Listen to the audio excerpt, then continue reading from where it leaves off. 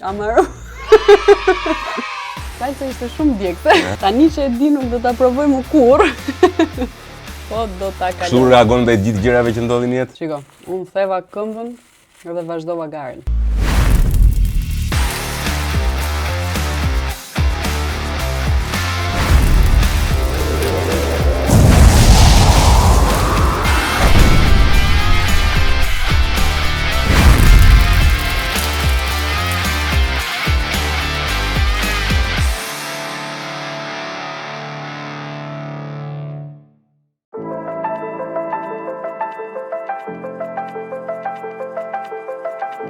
Përshëndetje të gjithëve, mirë se vini në Flak Fare, podcastin më djegës në Shqipëri dhe jo vetëm. Në fakt, prandaj me atë rast duhet të falenderoj të gjithë ju që na ndiqni nga diaspora, sepse nga statistikat që kemi parë në rrjetet sociale, ju jeni duke na ndjekur një pjesë e madhe prej juve që na ndiqni në Flak Fare, jeni nga Italia, Gjermania, Amerika, also kemi nga Filipina. Filipinet kishim 2 njerëz, i përshëndesim 2. Dhe sigurisht të gjithë shqiptarët që janë brenda Shqipërisë që na ndjekin, faleminderit që na ndiqni, faleminderit sponsorëve tanë. Nisi me KFC-n e cila qëndron pranesh me këto krapulet mrekullueshme, Lufrën e cila ndihmon të ftuarit dhe miqët freskohen në momentin që i sfidojnë salsat e tyre, Juten, sepse qefi bëhet edhe pa kesh, nuk e kesh, no problem. Go Plus, makina e parë Avatar 2, unda, për gjithë ju nuk e mbaj mend emrin e fituesit. Pak rëndësika është një zotëri nga Skrapari nëse s'gaboj, që fitoi Avatar 2-shin, mira euro makinë, gëzuar me Go Plus. Keni parë që ta pi njëri tjetër, i vetmi njeri që e pi Go Plusin si kafe. Codigo tequila më premium që mund të gjeni në Shqipëri, është ka vetëm pak kohë që ka hyrë në Shqipëri. Gëzuar me Codigo. Vetëm unë i kombinoj kështu. Dhe sigurisht Argjendari Donaldo që kujdeset për dhuratat e ftuarve të mi. Thëna gjitha kjo do të shkojmë tek një gocë e cila ka tërheqë mjaft vëmendje kohë të fundit. Sigurisht ajo ka tërheqë vëmendjen edhe më parë në rrjetet e saj sociale, është një gocë që ja ka ndjekur, ka shumë klikime në TikTok sidomos, por kohët e fundit ajo mori një vëmendje të veçantë. Do thuash ti pse? Sepse arriti që të marr pjesë në një garë, edhe ka dhe një kontradiktë të madhe midis paraqitjes së saj që duket kur i stereotipizon njeriu gjithmonë, midis paraqitjes së saj që është një ose bukur, Barbie komplet sweet, kështu me radhë, mos më mërzit nëse të përshkruaj ashtu. Edhe faktit që ka qejf motorat super sportiv, erdhi tek studio jon me një GS 1300, llogariteni vetë tani. Dhe ndërkohë ka një, edhe pse shumë e re, ka një jetë plot mbushur me sfida, dëshira dhe ambicie të mëdha. Pikërisht pjesëmarrja e saj në Rally Albania dhe fakti që mori pjesë në një garë kaq të vështirë, 2000 kilometra, garë jashtëzakonisht e vështirë, me një motor, kjo e bën të jashtëzakonshme, sidomos për mua që unë kam qejf dhe pasion dhe çoku jam marrë dhe vetë me këto muhabete. Megjithatë nuk do të zgjatem më, do të hynë në bisedë direkt. Leticia Djala, mirë se më erdhe në Flak Fare. Unë të falenderoj jashtëzakonisht shumë që je këtu dhe di që ti ke një intolerancë vogël me... Po si ka mundësi, edhe Monika Lubonja që kisha para teje, edhe ajo e pranoi sfidën, edhe pse, edhe ajo si toleronte as pak. Ti pse e pranove sfidën, Leticia? Është çështja e sfidave, nuk e din se sa mund të shkosh pa e provuar, kështu që ta shohim. Me thënë, mendon se mund ta çosh deri në fund? Me nerv, po. Me nerv? Me nerv, po. Ke nerv? Kam nerv. Ke, ë? Po të shohim ana e pranon stomaku se trut. Dakor, duhet bësh një kombinim dhe një marrëveshje midis gjitha organeve, kam përshtypjen. Megjithatë, çrëndsi ka, në të gjithë eksperiencën tonë ka pas 2 njerëz, nëse do dorëzohesh dhe ti, ose një që është në listën e zezë, është Stefi, i cili Stef çoi deri tek e 8-a. Okej. Dhe u dorëzua, tha unë nuk e çoj më këtë. Ka hyrë te lista e zezë, kurse të gjithë të tjerët, këtu përfshi që kemi pas dhe goca për shembull, Eva Murati, Monika Lubonja, kë gocë tjetër kemi pas ne. René Refo, për shembull tjetër. Këto e kanë çuar deri në fund. Dhe për një njerëz që ka bërë 2000 kilometra, si për një motori sportiv, të mos shkojë deri në fund është turp. Do ishte pak kontradiktor. Do ishte. Si që ti vetë kontradiktore në përmenda pak në fakt, si është kjo muhabeti jo? Muhabeti me motorat. Lindi si nevojë në fillim, thjesht për transport. Trafiku i Tiranës, siç e dim gjithë që e vuajmë. Edhe në momentin që e provova, tek patentat, thash, okay, më pëlqej ka pak më shumë se ç'duhet. Edhe nga ai moment thjesht provo diçka derisa përfundova tek off-roadi, derisa përfundova tek garat. Dhe çdo gjë ka ndodhur në mënyrë surprizuese edhe për mua, them drejtën. Nuk është se jam nisur me një synim të qartë që, okay, do mësoj motorin dhe do bëhem të futem në gara, po në fillim unë nis, tash thjesht për të shmangur trafikun. Po një gjë pasoj tjetrën edhe sot është pasioni më i madh. Ja ka kaluar pak edhe fitnessit, po. Edhe fitnessit, po. Ne do të flasim për gjitha, sigurisht do të flasim për pasionin për motora, do të flasim edhe për fitnessin. Ti, në fakt, kur e përmenda në fillim, që thashe ti ishe bërë gja e famshme në për rrjetet sociale, ishe si pasojë e postimit të videove që kishin të bërë me fitnessin, apo jo? Po, me palestrën, me BPM-in. Normalisht, kjo pjesa e vëmendjes online gjithmonë kam dashur që ta shfrytëzoj për nësajet punës gjithmonë. Edhe nga aty pastaj edhe motorin, edhe vëmendjen që kam marrë nga motori, jam munduar që ta kaloj prapë në promovimin e punës. It's all about business. It's all about business. It's all about business. Për gjithë që s'dini frëngjisht, e gjitha bëhet për punë. Mirë, shkojmë tek salca e parë. Se unë duhet të pyes pastaj edhe për fëmirin, ç'ne si lindi. Salca e parë quhet bujrum. Mirë se merrde. Tani unë besoj se ti do ja dalësh. Si do duk, jo? Është okay. Ti si gocë që ke qef fitnessin, a hakshu ndonjëherë? Ndonjëherë për gjithë është që ide, po në përgjithësi jo, nuk janë shumë. Edhe unë, me raste hasi këto. Ti po, ti. Ditët që mbarojnë me ë. E hënë, e martë, e mërkure, e kështu me radhë. Gjithsesi, a shkojmë që këtë, se e di që është shumë klishe, në gjitha intervistat është pak klishe kjo, a flasim pak për fëmirin tënde. Megjithatë, a flasim pak për fëmirin tënde, ku ke lind, pse... Si është kjo historia jote, ke lind Tiranë? Po, unë kam lindur në Tiranë. Pra je këtej? Je tiranëse? Po. A, tiranëse. Nëse mund t'i thuash, unë shoqinë e kam gjithë Tiranës, domethënë edhe dialektin më ngatrojnë shpesh më thonë je tiranëse. Në fakt origjina ime është pak mikse, mami im është çame, babi është malsor, nga Malësia e Madhe, nga Shkodra, edhe kam dalë unë këtu në Tiranë, që përshtatem me të gjithë. Kombinimi më fatal i mundshëm është çam me Malësi të Madhe. Mund të marrë shumë nga të dyja. Po pikërisht, dhe unë nuk e di çfarë ke marrë. Sepse më kujtohet ai rasti që është kështu si thënie që ka qenë Einsteini dhe Marilyn Monroe, dhe i tha Marilyn Monroe Einsteinit, i tha po të marri bukurinë time, i tha, dhe zgjuarsinë tënde, pale si do jetë. I tha Einsteini, imagjino të kundërtën, i tha. Marri bukurinë time dhe zgjuarsinë tënde. Njësi ti çfarë tiparesh ke marr mendon nga zona e Malësisë së Madhe dhe çfarë tiparesh mendon se ke marr nga zona e Çamërisë?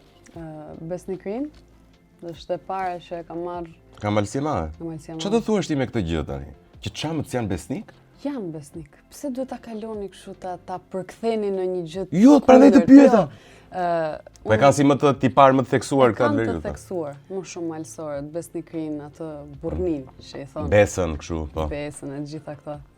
Pastaj te pjesa e jugut, biznesi, pjesa e llogarive, pjesa edhe inteligjencës, më them pa dashur të them diçka tjetër për pjesën e malësisë. Çfarë do thuash për Malësinë e Madhe ti që s'janë inteligjent? Janë inteligjent, po janë shumë të dashur, janë shumë të e hapin shumë shpejt derën, janë shumë kjo në këtë aspekt. Pra s'mund të jesh thua ti edhe i tregtis shumë, po edhe shumë babaxhane, mikpritës kështu si të veriut. Ndahen. Nëse këtu mos na mërzisni njerëz, se këto janë gjithmonë stereotipizime. Ka njerëz që janë shumë tregtar nga veriu, ka çam që s'ia thon fare për tregti. Absolutisht. Flasim çfarë. Bësh shaka, s'ndodh atë. Jo. Mund të ndodhi pra, nuk po flasim në përgjithësi. Në përgjithësi gjithmonë. Këto janë gjëra që diskutohen nga edhe nga print tan. Dhe ti tani që të shkojmë çik tek fëmijëria jote, ke qenë se për të kuptuar pak se fakti që ti merresh me motora, këto garat, futesh në garat, bë çik si ti parë si çun. Ke qenë si gocë çun kur ke qenë e vogël, se dhe nuk lidhet imazhi, tani ti dukesh shumë e ëmbëlshëm. Unë mendoj që ka ndodhur dhe krejt e kundërta. Nuk dua ta dramatizoj këtë pjesën e bullizmit, se gjitha kanë pas një moment bullizmi në jetë, por ajo si fëmijë unë kam qenë shumë fëmijë i butë. Kisha qef të vishesha bukur, të kujdesesha.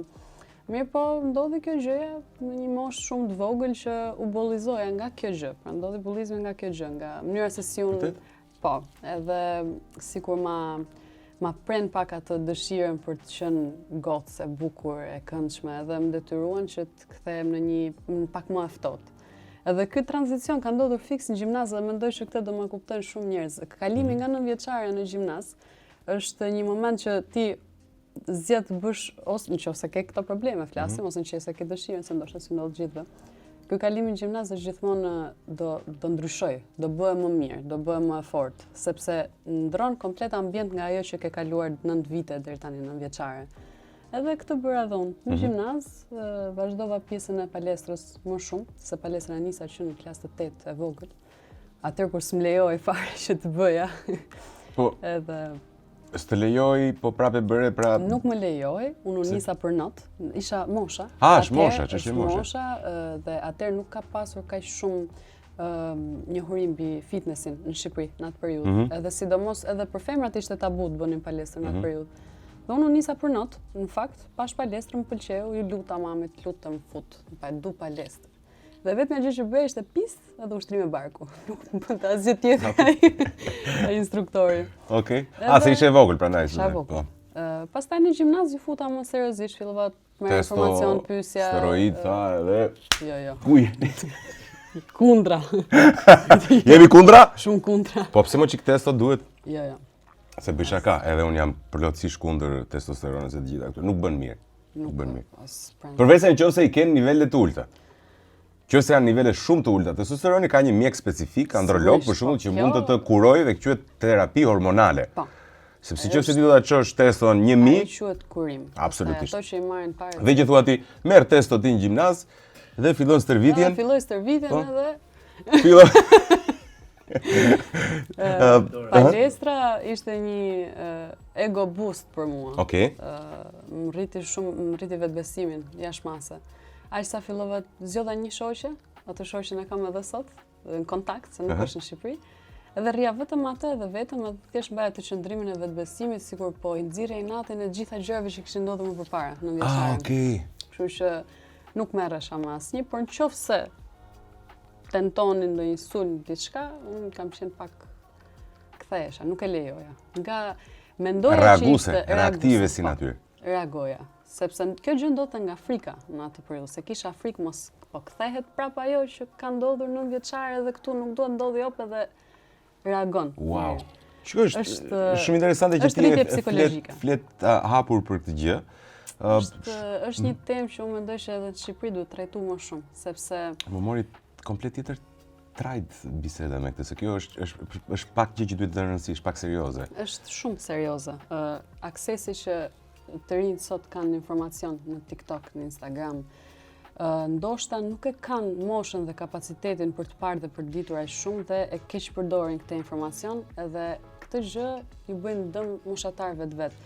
Dhe kjo është gjë që duhet trajtuar dhe duhet diskutuar, edhe pse nuk diskutohet shumë, unë e ndjej si detyrim sepse në atë kohë që them unë, nuk ka pasur rrjete sociale kaq shumë, edhe prap ka qenë një impakt shumë i fortë në jetën time për shembull.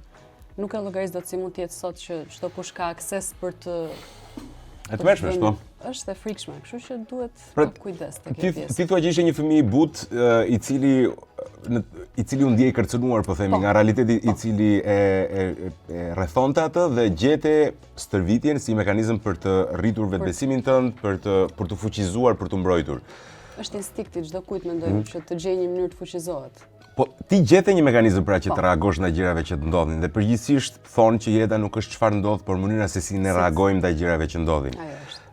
Dhe ti ja ke dalë, në sensin që ti e ke tejkaluar atë vështirësitë, besoj se duhet vlej si shembull, po themi, për shumë të rinj që ndjejnë vështirësi, se në fund ditës nuk mund të krijojmë një shoqëri perfekte në të cilën ti nuk do bullizohesh kurrë apo nuk do sulmohesh kurrë. Ky mesazh promocional vjen nga Ministria e Jesi, jo, ishte realisht e bukur. Dhe ti që thua ti, shkojmë tek e dyta. Mo tani. Okej, jo, kjo e para ishte okej, po. Mos ke frikë, shi çfarë bëri. Olco? Dy herë. Olco? Na hodhi vllai. Olco, ku e ke mendjen? Dhe që thua ti, nis stërvitjen ti. Edhe stërvitesh për të sa vitet, në rrjetet sociale që gjithë ju gjeni kurioz Leticia D, e gjeni, mund ta shikoni që Leticia është një gocë super fit, shumë e stërvitur, shumë estetikisht bukur, duket edhe këtu në kamerë. Dhe nuk e le deri aty, se ti me sa duhet stilte ke gjërat me pak. Një tjetër coping mekanizëm, si mund ta them shqip. Një mekanizëm për të përmirësuar, një mekanizëm që të bën ta kaloj fuqizimi, mekanizëm fuqizimi. Për mua ka qenë edhe puna. Ndjeja një lloj afeksioni te pjesa e punës, edhe mundova ta lidhja pjesën e punës me pasionin. Kjo gjë ndodhi pas 2-3 vitesh. Gjatë këtyre 2-3 viteve bëja punë të tjera që unë nuk i njeh fare, por kisha dëshirë ti merrja çdo punë ka të mirat e veta që ti mund të mësosh. Marrëdhënia me njerëzit është një ndër to. Edhe kam punuar shumë marrëdhënie me njerëzit. Dhe kjo gjë më ka bërë që sot jemi personal trainer i pëlqyer, paktën nga klientët që unë kam deri tani. Kështu që basically unë mora pjesën e coping mekanizëm të palestrës, dëshirën që pash për të punuar, nuk ishte te leku, se është pak edhe ky është problem sot që njerëzit punojnë për lek. Okej, do punojnë për lek se jetesa e gjitha, po njeriu do të gjejë atë që i pëlqen. Edhe ta bëjmë me dëshirë dhe ja u premtojnë që përkthehet edhe në më shumë të ardhura, sepse po e bën me dëshirë, po e bën shumë mirë. Nuk je një robot që po punon. Çfarëdo që thuash në rrjetet sociale, njerëz do komentojnë po ik, më të na japësh mend ti kur palekush ka sponsorizuar. Pa thuaj që këtë muhabet e sponsorizimit se besoj se ti dhe shumë goca të tjera në Shqipëri duhet ta vuani këtë gjë. Se ti ke një ambient që ta specifikojmë ti, nuk është se punon personal trainer te dikush tjetër. Ti ke një ambient tënd. Unë kam një ambient, kam një palestër vetëm për femra, duke filluar nga këtu, kuptohet pse, sepse e kam nisur vetëm. Familja ime di, edhe historinë, familja ime ka marrë vesh një muaj pasi unë kisha filluar të bëja procedura. Mbajtet fshet? Po. Është hapur me një shumë qesharake, sepse edhe vetë ambienti ishte bosh, kishte elastiqe, kishte topa, një recepcion, unë edhe një gocë që e gjeta për punë. Ti stërvitesh për 3 vite, gjen një ambient bosh dhe me pak lek? Jo, ndjes.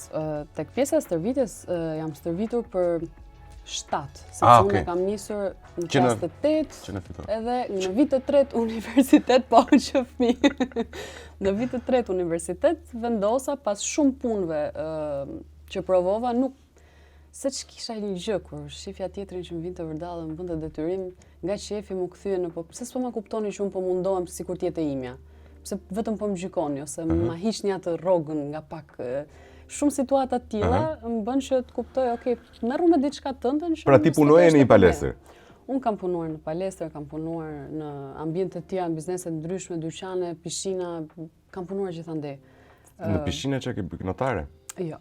Hostess, edhe PR, edhe general manager. Okej, edhe general manager. Kështu që, por në shumicën e kohës kam qenë në moshë tek këto punët, edhe ky problemi sigurimeve. Qartë. Ka punuar pa sigurime, kështu që nëse ka sigurime shkoni te palestra saj merrni ato që ju detyrohet. Okej, pra kita përmbledhim, domethënë ti punon disa punë, eksperimenton derisa vendos që të hap një ambientimin, sepse po ndërkohë kishe punuar si personal trainer se këtë s'po kuptoj. Po. A kishe punuar gjatë për një kompani tjetër? Tek palestra që unë trajnohesha, ushtroheshe, bëje edhe dhe i thosha, okay, ta provojmë sepse doja të shikoja a do kenë rezultat apo bëj siç duhet, i pyesja si ndiheni, pra ishte test. Dhe më pas u punsova në një palestër e cila më hoqi. I përshëndesim, mirë keni bërë, se i keni dhënë mundësinë që të zhvillohet vetë. Fiks pas asaj hapa palestër. Okej. Pra jo çdo gjë e keqe ndodh për keq gjithmonë, ëh? Absolutisht, asgjë nuk ndodh pa një arsye të mirë. Beson në këto metafiziket? Besoj në Zot. Beson në Zot? Besoj në Zot, patjetër. Shumë mirë bën. Edhe unë besoj në Zot. Prandaj të rujt Zotit e treta. Nuk është ai djegse. Nuk është ai djegse. Shmangim listën e zezë. Ti shkojmë deri në fund. Dhe ti hap pa lek, ose me shumë pak lek, hap një palestër, bosh. Që njerëzit i thoshin, ti s'ke palestër, ti ke sallë. Po shumë mirë. Është palestër. Dhe bëra këtë. Unë mendoj që çdo biznes, nëse menaxhon siç duhet, nëse gjen një pikë që ti ta shesësh, sepse ti nuk mund të shesësh një sallë boshe. Unë gjeta një metodë, mënyrën se si palestra ime funksionon, ku kush është problemi më i madh që ka dikush që s'ka eksperiencë palestre, mendon ti? Hyn, abonohet, kush është problemi i parë që ai ka? Çfarë të bëjnë palestra? Exactly. Dhe unë çfarë bëra gjitha këto programet stërvitore që mundohen t'i shesin me 200-300 euro. Unë e di se sa effort duhet që të bësh një program stërvitor. Një program stërvitor general, unë e mbarova për 1 orë. Bëra 15 tilla, ja u dhash akses në abonim. Kjo gjë tërhoqi klientel, sepse ato vinin dhe kanë çfarë do bëjnë pavarësisht se kanë. Ka prish punë personal trainer. Unë e them pa Tregu është i lirë. tregu të bësh të doj. Tregu është i lirë, çdo kush mund të bëj çfarë doj. Secili ka punën e vet. Bravo. Ja, shoh këta njerëz si puna joje na prishin tregun e vet.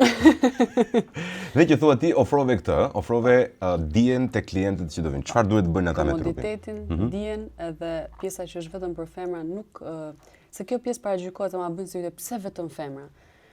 Femra është e komplikuar, femra është ndryshe nga mashkulli. Femra do privatësinë e vet, është më emocionale, do një ambient më safe. Mashkulli shkon bën abonimin 2 herë ikën, nuk është aq emocional. Femra ka nevojë që edhe në instruktim ndoshta të hapet pak më shumë, edhe momentin që ti ke meshkuj, nuk E qartë, e komplekson çik situatën. Bra, është tamam kompleksim. Nuk është se ne kemi diçka nuk duam ose bëjnë diçka të gabuar meshkuj. Nuk i gjykoj as pak. Ke dhe stereotipin e gocave që duan shkojnë në një palestër pikërisht për t'i parë meshkujt. Po edhe kjo ekziston. Ndodhe kjo kategori, po ato që duan trajnojnë vërtet kanë përshtypjen që duan një ambient që të jenë rehat. Sinqerisht jo se janë klientët e mia. Un kam 4 instruktore për momentin, edhe Ke 4 instruktore tani, e? Jemi rritur si Olso! Rriti vllai, 4 instruktore. Edhe ato e dinë që gocat e mia realisht kur vinë bëjnë stërvitje edhe nuk ju shkon 1 orë gjys, 1 orë ama 1 orë janë të papara. Pra- Shumë vullnet. 1 orë punoni, e? Ju Një punoni orë si klasa crossfiti, si punoni? Çdo lloj disiplinë stërvitore unë ushtroj. Ndahet me femër. Domethënë, nëse ka dikush që do Dikush ka nevojë aty. Dikush ka nevojë të shtoj, dikush ka nevojë të humbasi, dikush do vetëm rezistencë, Po. Dhe kështu ndahet. Po ç'është kjo edhe mani me forma gocat që punojnë shumë pjesën e gluteusit, ta them kështu në gjuhë shkencore se nuk ç'është pse ka kaq të fiksuar. Trupi duhet të jetë i ekuilibruar edhe pjesa lart edhe pjesa e pasme. Po pse meshkujt kur shkojnë palestër bëjnë vetëm Jo. Ka. Ato janë periudha e Jo, nuk ka. babaqemos. Nuk kanë as pak. Nuk ka çuna tani sot, çunat që punojnë stërvitje, punojnë fort squatin, punojnë fort shpinën, punojnë kudo. Flas për çuna që dinë punojnë, se pastaj ke edhe nga ata që bëjnë çik bicep që duket tek bluza. Atëherë, ke goca që punojnë edhe kanë manin vetëm aty, po gocat e mia 2 herë në javë kanë në shtëpi. Pse ke goca ti? Tani, nëse se s'po të kërkojmë informacion për sa i përket palestrës, me sa duket fakti që ke 4 instruktorë do thotë që palestra ka shkuar shumë mirë. Shkojmë te salsa e katërt. Nuk t'i jap kohë fare. Nuk t'i jap kohë fare. O Leticia, për gjithë ata që janë kurioz. Sa vjeshit? 23. Sa? 23. Olso. Bëj 24 në gusht, kështu që Që ka luani, Olso. Beson në këtë horoskopit? Do gjë? Je mirë? jo, jam okay. Është kontroll total. Shiko, unë personalisht nga që jam natyrë që s'jam shumë i disiplinuar, edhe pse unë kam qef palestrën, e kam për lloj dhe disiplina sportive në jetën time, po prapi kam shumë më trembin më saktë. Fjala e duhur, më trembin njerëzit që janë me vetë kontroll të lartë. Po ti si ke marrëdhëniet me ata njerëz? Apo je vetë e tillë? Unë mendoj që jam vetë e tillë, për këtë gjë ta bën stili jetesës. Ç'është stili jetese ke ti? Po nëse je gjatë gjithë kohës një ambient pune, ti duhet kesh vetë kontroll për të qasur duhur me çdo klient të lumtur ose të mërzitur që ti ke përballë. Nëse ti ke një stil jetese ku rri me shoqëri gjatë gjithë kohës, je më i lirshëm, nuk ke vetë kontroll sepse je gjithmonë në comfort zone-in tënd. Po mirë, që ta kuptoj unë jam 23, një gocë 23 vjet. Ti je shumë simpatik. Pak në sytë e mi, që mos më keq kuptoni. Shumë simpatike më duket mua. Se po është edhe gruaja, zemrën e kam në sensin e përshkrimit përgjithshëm, që ti jemi të qartë. Se femra më e bukur në botë është gruaja ime, nuk diskutohet. Megjithatë, absolutisht, objektivisht ti je një gocë shumë simpatike, jo vetëm fytyrë, trupi totali e të gjitha me radhë. Lehtësisht, një model i tillë në Shqipëri, lehtësisht, unë po them që është gjë e duhur, mund ta merrte jetën mështruar. Po stërvitje për qejf, do dalë një çun do jemi në marrëdhënie, supozohet. Po. Pra duhet të pyes në sensin social, sociologjik të gjës, jo social. Si e shikon rolin e gruas? A do të mjaftohej vetja jote si një njerëz që do ishte në një raport, po themi me një burr, i cili do kujdesej më shumë për pjesën, nuk po them ta mbaj me lek me dhurata me çanta, po që të jetë suporti financiar më i fortë ai dhe gruaja të jetë një suport për të, një suport për familjen, për fëmijët, pra si e sheh veten tënde? Mund të jesh e tillë? Jam në një moshë që është një pyetje që ja bëj vetes shumë shpesh. Që si do jetë kjo pjesa e ndarjes who will provide, sepse unë jam provider në mënyrë natyrale. E kam, më pëlqen puna, dua të sjell lek në shtëpi. Edhe me moshën që kam edhe më aq sa mund t'ja jap atë rëndësinë për momentin pjesën ekonomike që burri sjell në shtëpi, mendoj që është shumë e rëndësishme që ai të jetë pak mbi mua. Sepse femra është ajo që kujdeset për shtëpinë. Ka qenë gjithmonë kështu. Duhet, sot kanë dalë me këto shumë mendje hapur njerëzit, shumë kanë lexuar, shumë. Prap, burri është burri. Burri duhet të ketë tjetër. Se prisa të dëgjoja. Duhet të ketë atë pjesën e vet në shtëpi. Po pse duhet të gjeneroj më shumë? Po ndoshta edhe barabart, po. Shiko se është interesante kjo. Ky është bërë një studim. Burrat nuk e kanë as pak problem që të pranojnë që partneri atyre të ketë më pak të ardhura. Mbase mund të jetë një trashëgimi kulturore, është një mendësi e tillë. Gratë, ama, cili do qoftë statusi i tyre financiar, sado parat të gjenerojnë, nuk pranonin, nuk e marr mend shifrën eksakte, po në 90% të rasteve nuk pranonin që të kishin një mashkull i cili gjeneron më pak se ato. Të jap një përgjigje. Ja, ma jep një përgjigje se është temë interesante. Me çfarë paktën si jam rritur unë. Vitet kanë ndryshuar, femra ka filluar punon fort, bëjnë edhe realisht kanë dalë me fitime të larta shumë edhe femrat. Kam lexuar një studim që femrat sot po punojnë dhe po dalin me fitime të larta. Patjetër. Por ne jemi brez që jemi rritur në një familje ku babi ka qenë gjithmonë provider. Edhe femra kërkon që te partneri vet është e dëgjuar kjo, që kërkon shumë tipare të babait. Babai im gjithmonë ka qenë provider. Unë i kam imazhet e fëmijërisë që ai vinte gjithmonë me qese, me që fuste ushqime në frigorifer, vetëm kaq, nuk po flas për sasi monetare. Edhe ndoshta prandaj, sidomos në Shqipëri, ka ndodhur kjo gjë, paktën në Brezilë. Flas, mamat tona kanë punuar, por gjithmonë ka qenë babi ai që ka sjell më shumë lek në shtëpi, ose babi ai që ka bler shtëpinë. Edhe gjithmonë është parë si autoritar te kjo pjesë. Ndoshta kjo lloj mënyre forme që ne jemi rritur na bën që të kemi këtë lloj kërkese. Po jo se unë do t'i thosha jo një partneri që unë e shoh den për mua se ka më pak lek se unë, ose mjafton që ai të bëj diçka me jetën e vet, të jetë i aftë, ketë diçka, të jetë aktiv, siç jam unë, sepse ndryshe nuk na përshtatet komunikimi. Nuk do më kuptoj te pjesa që maybe unë jam busy. Edhe këto pastaj lidhen Qartë. Super qartë. A mendon se mbase fakti që një grua, edhe pak do të ngacmoj me këtë gjë, mbase fakti që një grua nuk pranon të jetë në raport me një burr që nuk është të paktën në nivelin e saj financiar ose pak më lart, mund të lidhet me faktin që gruaja do të ketë alternativën në kokën e saj si opsion, ta ketë të garantuar që kur të vi momenti që të jetë nën dhe të zbresi nga ritmi i gjenerimit të ardhurave të saj, partneri të siguroj atë ritëm të ardhurash dhe atë standard të ardhurash që kishin edhe para se kjo të vendoste që ta linte pak ritmin e punës. Është një zgjedhje praktike për? Nëna ndryshon totalisht momentin që Çe e bën nën? Jo, por kam parë me kesha, kam parë. A se ti vjen në kontakt me shumë gra, me shumë goca aty, kështu që. Unë e kam këtë që komunikoj shumë me të gjitha gratë dhe gocat që kam. Si ndryshon sipas teje? Është një mrekulli, është një gjë shumë e bukur. Unë nuk kam parë glow up më të bukur se sa kur glow up po thua të çeljen për një çelje, një lumturi, nuk di ta shpjegoj, nuk ka gjë që ti bëhesh bukur as sa ç'duken kur bën nëna. Edhe zbuten shumë sepse 90%, 100% e fokusit kalon tek fëmia. E di, i harrojnë burrat. Por burrat duhet i harrojnë. Jo, ne nuk i harrojmë shkretët ne. Shikoj, është e vështirë sot ti je baba.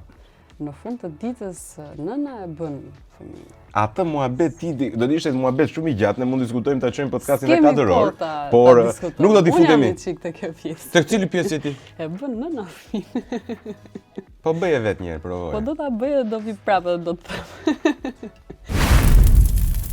Kujdes tani. Shi, e lyu Olso, e lyu. Që thua ti do ta bësh vetë fëmijën, ë? Bravo. Po, kam darë më mirë. Hop. Nuk të erdhi një lloj djegje? Një më mirë. Jemi mirë edhe me këtë? Po pse thua kot jemi? Hop. Jo? Mos ma kthen psikologjike se e kuptoj çfarë po bën.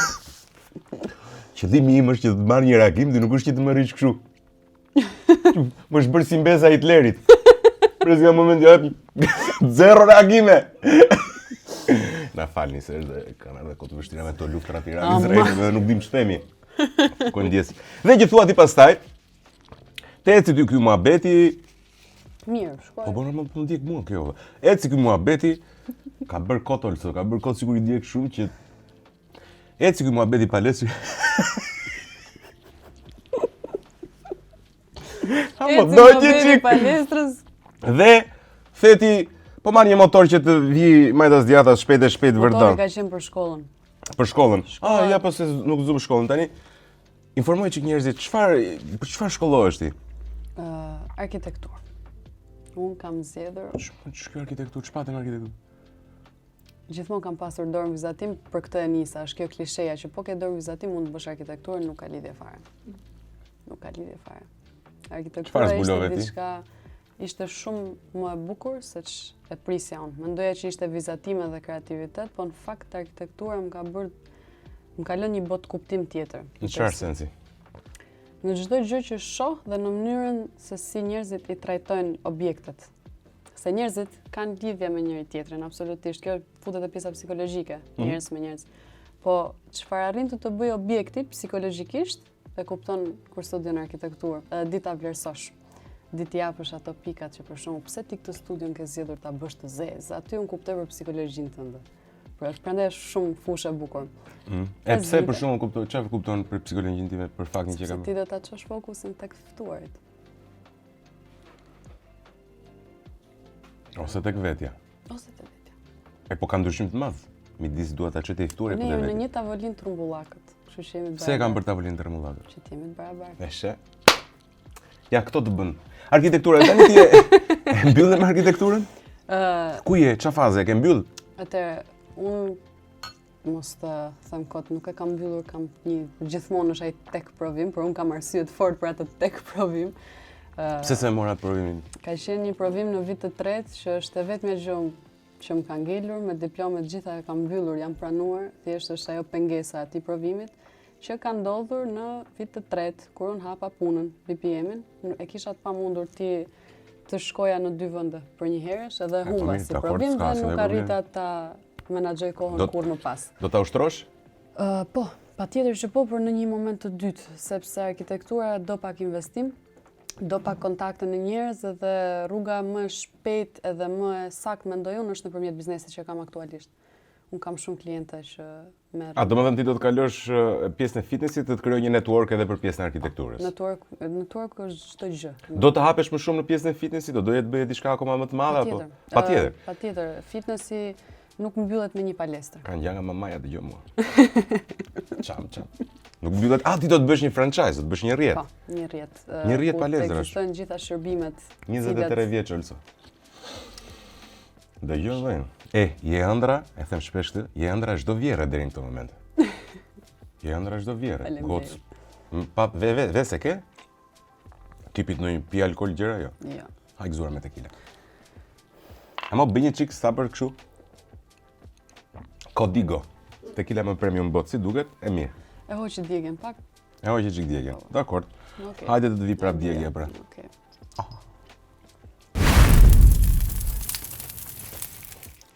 Dhe duke bërë lek, qametin, me palestra me gjëra, theti, pitolla,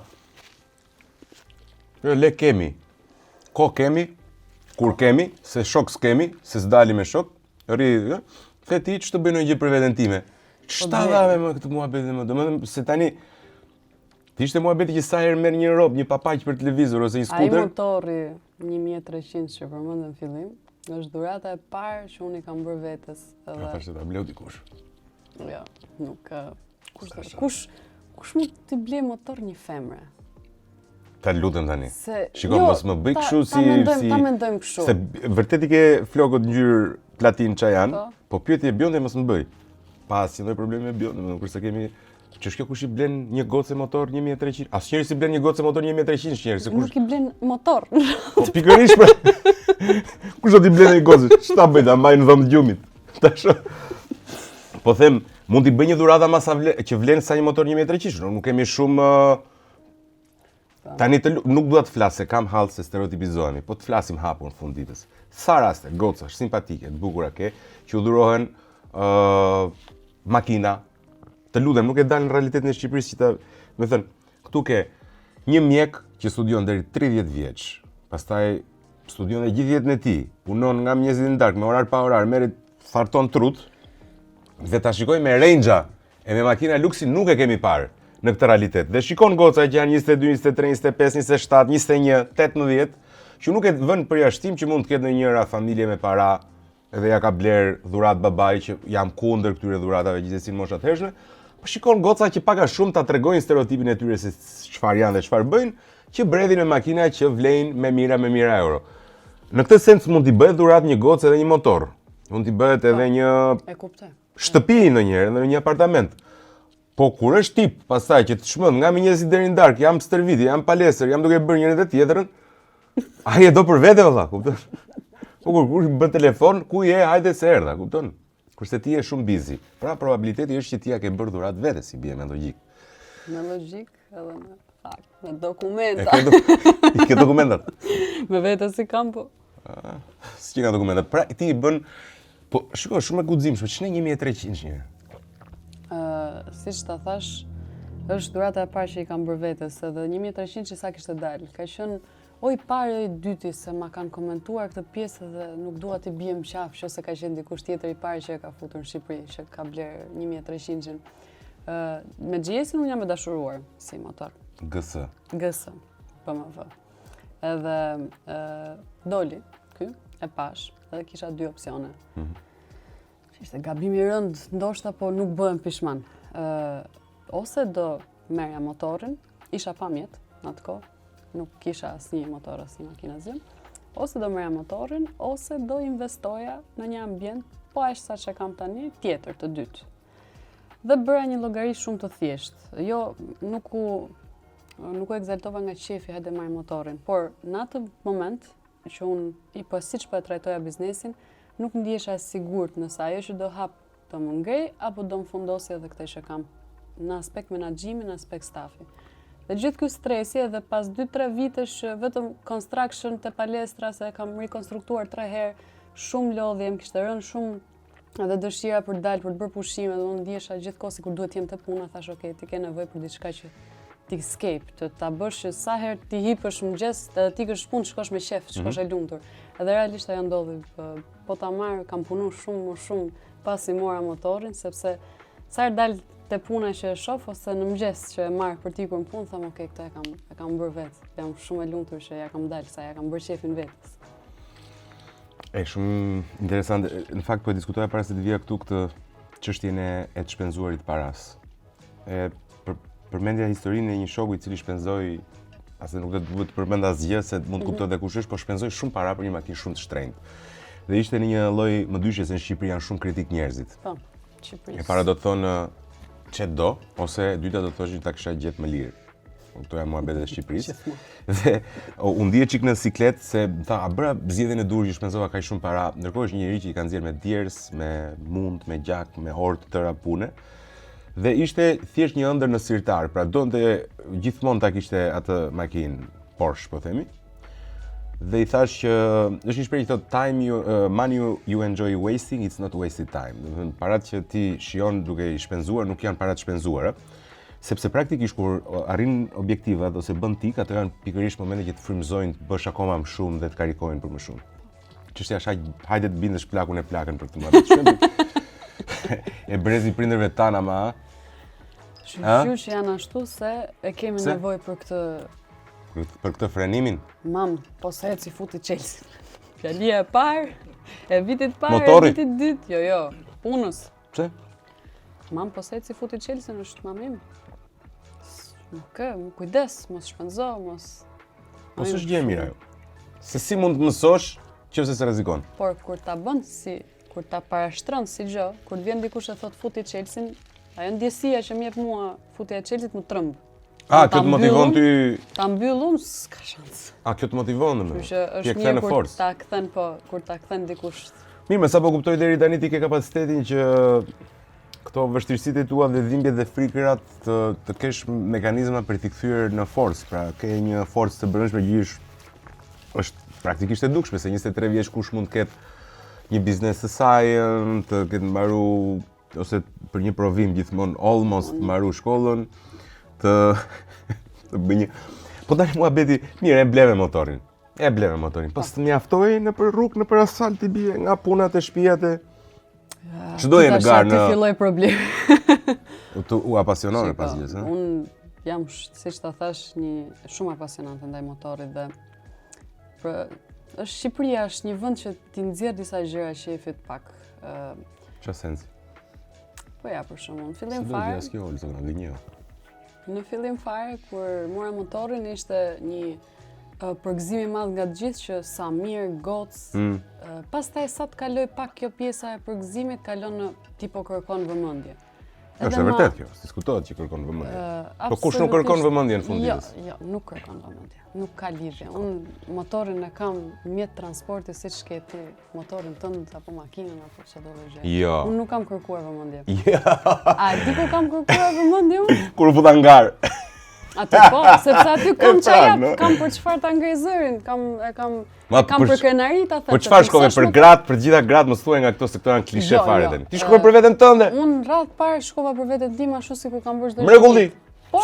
Por, mos ja fut. Është edhe kjo pjesë. Po pse? Po është sepse gocat frymëzohen më shumë. Çunat ose meshkujt mund të thonë, "O, sa mirë ose si ka mundsi gocë", po gocat thonë, "Okej, qen ka e mundur." Sepse në Shqipëri nuk ka patur tjetër që është futur në. Nuk mendoj se është çështja e pamundur, më shumë se është çështja e preferuarit gjës. Tërhiqen shumë goca. Gratë nuk tërhiqen nga motorrat, tërhiqen nga ai që ka motorin zakonisht tani. Tërhiqen në aspekt nuk shkojnë drejt diçka e trëmben se mos po ja fus kot, nuk është kjo për mua po bëj. Shko modeli klasik i një goce që të jemi të sinqert. Dhe nuk këtu pastaj s'do jemi psikologji që të përcaktojmë pse ndodh. Po. Mund të jetë kulturore, mund edhe jo. Se dalin shumë që thonë ne jemi edukuar që të jemi kështu. Jo detyrimisht, mbase ne kemi krijuar shoqërinë në këtë formë, sepse biologjikisht jemi të predispozuar për të qenë kështu. Mund të jetë edhe kundërta. Megjithatë mos hyjmë te thellat. Gocat zakonisht kur mendojnë për motor, mendojnë për atë djalin që është sipër motorit, kush e ka motorin. Nuk mendojnë të kisha një 1300 GS. Po sepse nuk në 2000 metra në terren off-road. Nuk e kanë provuar, është shumë nuk pse se kuptojnë njerëzit. Më fal, ja të ta them. Derisa ta provosh diçka. Dakor, mo. Asun s'kam provuar të bëj thonjet. Ti zgjasti bëj kështu me xhel. Tani çështja është nuk kam kuriozitet për atë gjë. Po s'ke kuriozitet. Po se është shumë themelore. Po nuk mund të krahasosh thënë një proces 1 orë me me motorin. Më fal tani. Nuk mund të krahasosh të bërit thonjve. Po. Me të mësuar me procesin e të marrurit një motor për 2000 kilometra në për terren off-road. Që mezi e bëjnë meshkujt, edhe meshkujt edhe një motorist mashkull thotë të futem në rrelli, lerat muhabet vëlla se mirë jam unë asfalt, kupton? Po perceptoka do me thënë goca që po mirë, unë s'po them të futen në rrelli. Apo të thotë thjesht me marr një motor më? Po Vespa, po marrin, ka goca që marrin Vespa. Më let, jo thonj, po më let bëhet bikini. Më let bëhet të futem unë një proces kështu lazer totale gjëra se sa një gocë mendoj tani ti marr motorin e të ngjitem nëpër malet e Shqipërisë. Ishte eksperjenca më e bukur e jetës time me gjëra fjalë. Atë do të pyesja. Po për mamin e babin si ishte si eksperiencë? Nga dita e tretë kur e morën vesh. Kjo ka një gjë të mirë domethënë që të lajmëron. Aha. Për të shmangur merakun në madh. Ama nëse i bëre me zemër njerëzit. Për të shmangur merakun në madh, unë ju thash që jam e ftuar që të jem prezente. Thjesht prezencë, jo që po futem sepse 2 muaj më parë. Babai jo do të pyesja më shumë për këtë. Po nuk je. 2 muaj më përpara. Se dashka. Kam thyer këmbën, edhe nuk ishte pak që t'ja thoja nuk do m'linin. Edhe okay. Po këmbën ku e thyve? Garë. Prap kishe hyrë nga ku te kush hyrë? 2 muaj më përpara, hyrë në një garë tjetër, jo 24 orë, ishte rroba si quhet, po ishte diku te 180 kilometra, off-road. Ëh. Unë rashin kilometra. Me GS-n. Jo me GS. Ja, me qa u fute? CRF.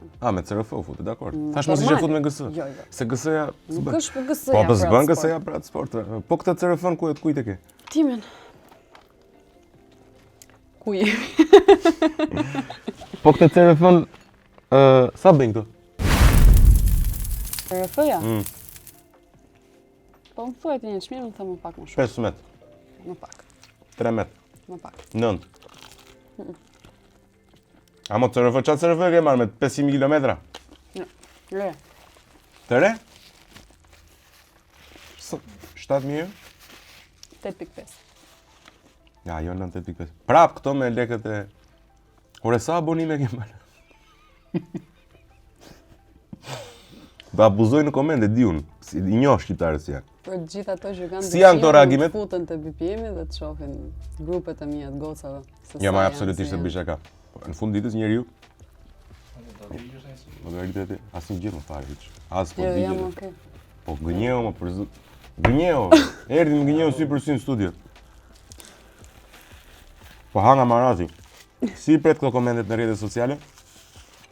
Se ti edhe në TikTok, çfarë shkruhet? Po, TikToku ka shumë njerëz dhe kur sa më shumë njerëz të kesh, më shumë e predispozuar je ndaj lloj komenteve. 99% janë pozitive. Ai 1% që Je njeriu që ke 99.9% TikTok pozitive? Sinqerisht në TikTok E ç'a thon? përgëzojnë. Bravo, sa mirë, femra shumë. Shumë, ke audiencë gocash. Shumë goca kanë. Jo, shumë pozitive. Ato pak që janë negative, të them janë pashmangshme se duhet ta kuptojmë domethënë që prezenca në Mirë, mo ka njerëz që s'kënaqen me asgjë. Unë kam një gjë se duhet vërtet e përdor TikTokun si punë, po nuk jam e fiksuar te pjesa e TikTokut që të postoj e gjitha. Postoj, futem pas njave, shoh çfarë është bër, nëse ka diçka, një koment me fjalë për të fshi dhe kaq, nuk është se i futem më përtej asaj pjese. Çfarë të pëlqeu më shumë tek gara që e quan eksperiencën më të bukur të jetës tënde? Çfarë është, cila është ndjesia që të lë? Si e përjeton atë? Gara ishte një eksperiencë që, domthon, çdo sfidë kërkon zemër, ose kërkon tru, ose kërkon fizik, ose të gjitha bashk. Kjo ishte ajo që i kërkon të gjitha bashk. Okay. Qofse këtu si kishe të treja, po të treja tamam, nuk e bëje dot. Pika më e bukur, kam një të keqe, po që sot e shoh si të bukur, se në atë moment... Humbe? Jo, nuk ka lidhje me humbjen. Humbja shifet mbas një jave. Ti duhet qash deri në fund, për 7 ditë në fund fare merr vesh se ku ke dalë, ku s'ke dalë. Dita e parë, ka qenë jam nisur duke qarë. Ishte ora 5:30 mëngjesit. Më kishin vënë diku 10-ën atë 11-ën për të nisur. Unë niset në Lezhë apo jo? Unë nisem në Velipoj. Në Në Velipoj tani çaje tin 5:30. Pse? Skafandën duke shkuar tek nisja. Stresi.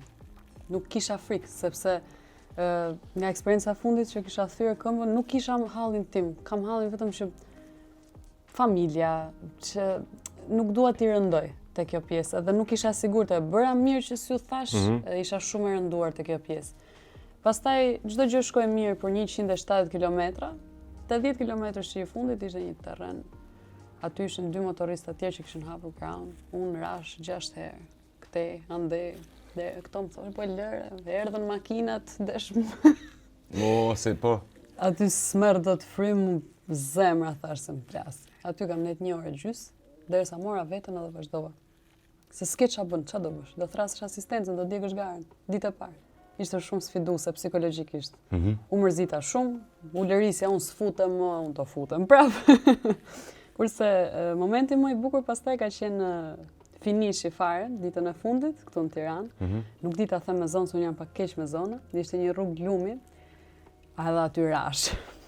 Pa aty 10 metër nga finishi. Mos. Ama kur e mbylla dhe po më thonin gjithë që Leticia u mbyll, e marrove, e bëre, dhe trurim, sikur u fik për një moment nga ai adrenalina që kisha gjithë javën që e mbaja dhe vetëm më ran energjitë komplete, dhe isha thjesht e lumtur.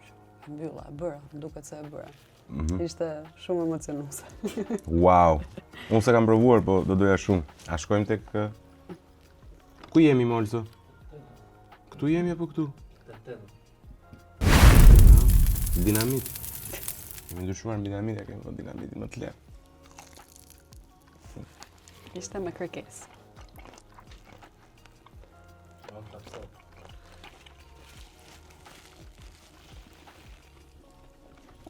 Kjo erdhi tamam si mbesa Hitlerit vëlla.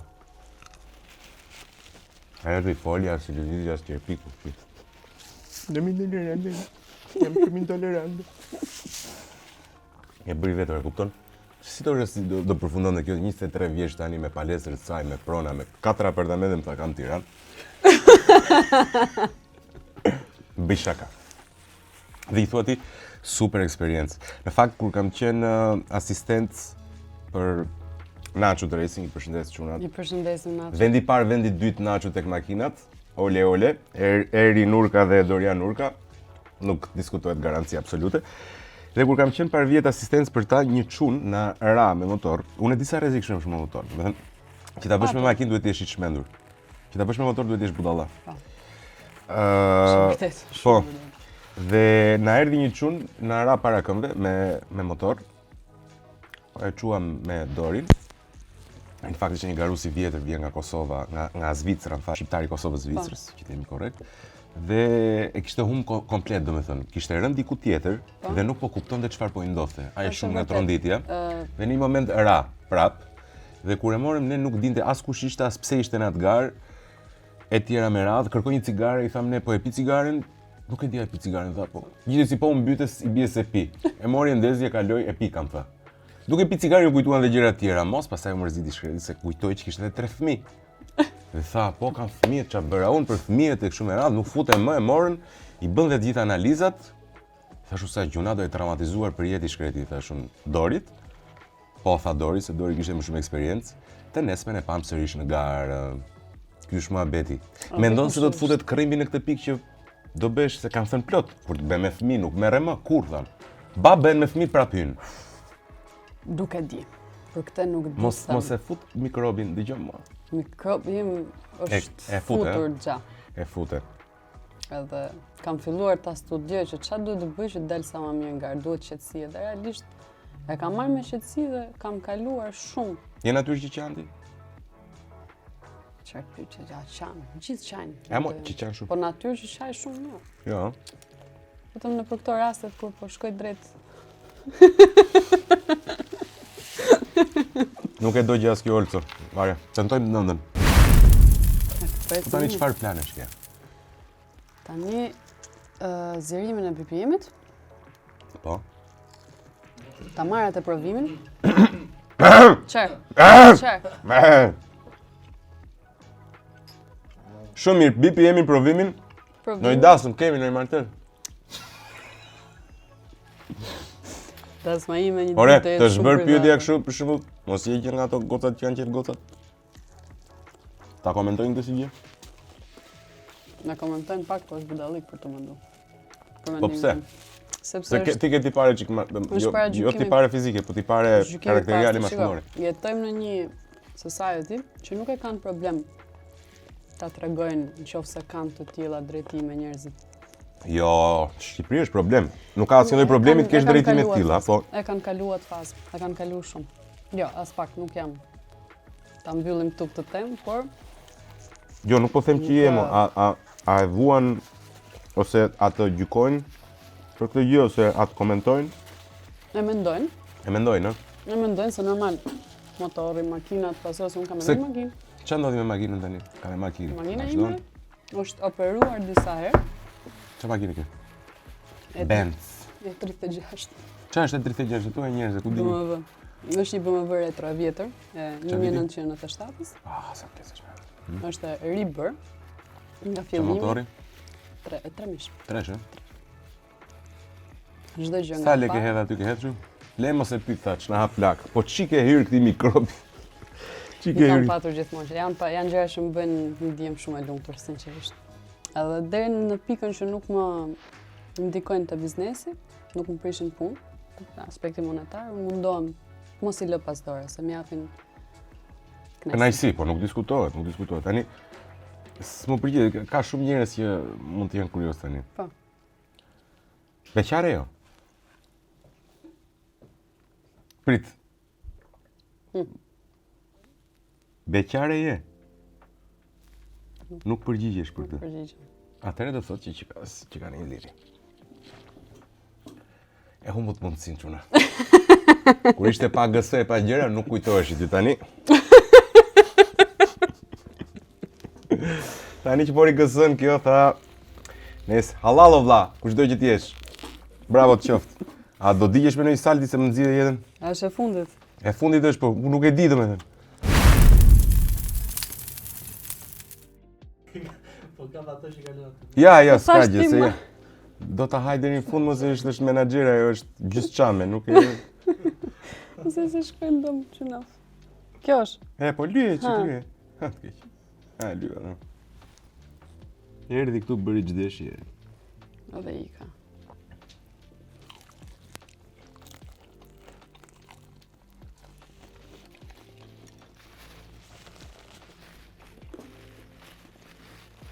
Mos më shko fare.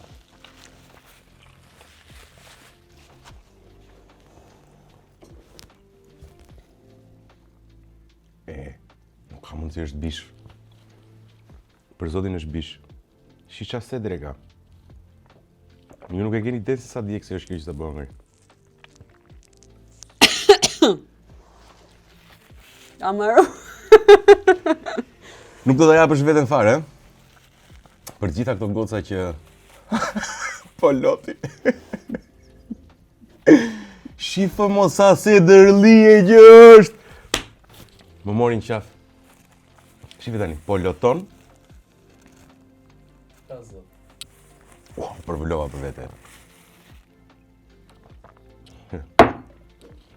Jo, po t'ikën loti, që edhe lotin do të nga dele kam mundësim për shumë të kontrolloj këto gjëndra dhe lotit. Edhe pak. Se iku.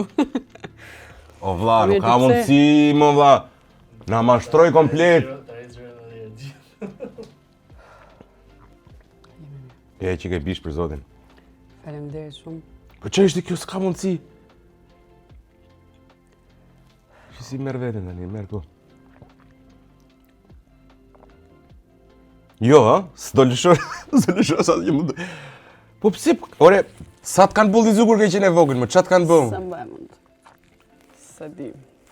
Çfarëdo që kanë bërë mirë, kanë bërë që e kanë bërë. S'duhet ta kishin. Kishin ngacmu kaq shumë. Ta kthyen në një përbindësh. Po jo. Ti O, kontrollon. Olco, për zotin, kjo përvëlon, e. Kjo përvëlon shumë, kjo më djeg mua që unë kam shumë tolerancë me këto dhe djeg shumë. Dhe ti, unë jam i sigurt je përvëluar në këto momente, po prap shikosh si kur luan autokontrollin, më vdi çfarë. Ha njerë. Salsa ishte shumë djegse. Tani që e di nuk do ta provoj më kurrë. Po do ta kaloj. Kështu reagon ndaj gjithë gjërave që ndodhin në jetë? Shiko, unë theva këmbën edhe vazhdova garen. Me një këmbë. E din. Kështu që nuk mund të bëjmë për një salsë tani, se të dalim nga ajo që po mundojmë. Ke ndërtuar një imazh deri diku me të Një vërtetë. salsë ta hedhi poshtë këmbën e thyrë është turp. S'mund bëmi më shumë kjo se ajo. Më raft pika mua. S'ke faj ti. O zot, s'ke faj. Po bravo, gjithsesi, shiko, kjo është përvëlim. Vura e re. Kjo është përvëlim. Qa ti thema, Olco? E di se sa më ka zhgënjeri tani, po bëjo kot! Robi bën kot! Bëja njerë kështu që ta kemi te video. Do bëjmë promon, na duhet ca reagim dhe nuk kemi një reagim. As Barcelet s'më the, kjo mund t'jetë as reagim, veçantë. as një gjë, si do ta shes të emision me ty. Është e tmerrshme. Po thuaj diçka. Thuaj, as më tha asnjë deklarat, për shembull, po të ishe një gjë, për shembull, pëlqenin goca, do ishte një gjë që kishin fshit në një lajm, s'të pëlqejnë çunat. Për të djegur s'digjet. Për jetën personale nuk tregoj asgjë, s'tem asgjë. Kam si dihet kurrë, edhe mund të kem edhe mund të kem. Po kur të kështu, kur të bësh mama do bësh gard nuk i dihet kurrë, ngelet për tu parë. Po çfarë do bësh me hedhën? Do zgjerohemi, po u zgjerum mirë, po s'zgjerum. Edhe të zgjerohemi çfarë.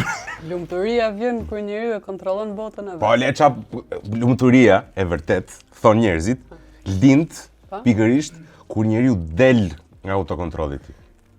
Kur del dhe pikërisht unë mendoj se ti shkon në këto gara, shkon dhe merr pjesë në këto eksperjenca, pikërisht që të sfidosh dhe të dalësh nga kontrolli i vazhdueshëm i vetes që ke. Tash. Që ata maskarencë që kur ke qenë fëmijë kanë bullizuar, kanë vendosur brenda një megjithatë. Shiko, a mendon se lumturia vjen si pasojë e suksesit në cilin do lloj qoftë fushe, apo mendon se lumturia vjen si pasojë e faktit që mund të bësh sikur digjesh kur digjesh, drejt që e mori?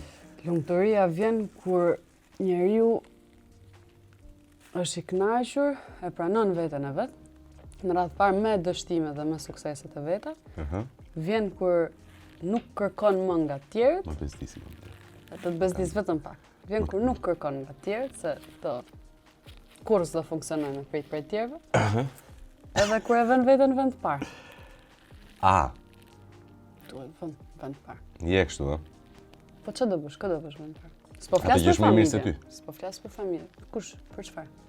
Është më mirë se Veten vend parë në çfarë sensi? Domethënë mendoj për mua si fillim, po absolutisht më 100%. Veten e vet në vend të parë, drejt Absolutisht. çdo gjë. Unë në këtë emision kam menduar më shumë për ty se për veten time. Dhe është një demonstrim i qartë dhe i saktë se si nuk duhet ta bësh më këtë gjë. Megjithatë, plani diellëzor i yti funksionoi. Mos i besor kurrë një bjonde që nget GS 1300. Kjo është një gjë që s'duhet ta harroni kurrë. Megjithatë, sigurisht se më the ti do të vjosh me planet e tua të ekspansionit. Ke menduar ndonjëherë që të largosh nga Shqipëria apo mendon jetën këtu? Do të qëndrosh këtu. Shqipëri, nëse ti arrin të dalësh në Shqipëri, unë mendoj që është një sukses shumë i madh. Se gjërat janë të vështira, nuk ke mbështetje. Po se kaq serioze ti më valla. As qesh ke shok ti, qesh, je tip fani, bën humor, do të thënë si je ti? Për klientët e mia të palestra ime jam super fani, nuk më vjen me persona të tjerë. Dasha bë podcast e atje të palestra. Po pra. Ose kishe sjell një 2-3 kliente me vete, inshallah. O, bo, do kish ikur. Okej, Leticia, unë ngelet veç se të uroj shumë suksese, por para se ta bëj diçka të tillë, do të uroj Argjendari Donaldo. Kemi kështu. Më tha, si e do shumë për goca kështu, atë bërzulikun i thashun, ajo është çik si stil si më kështu.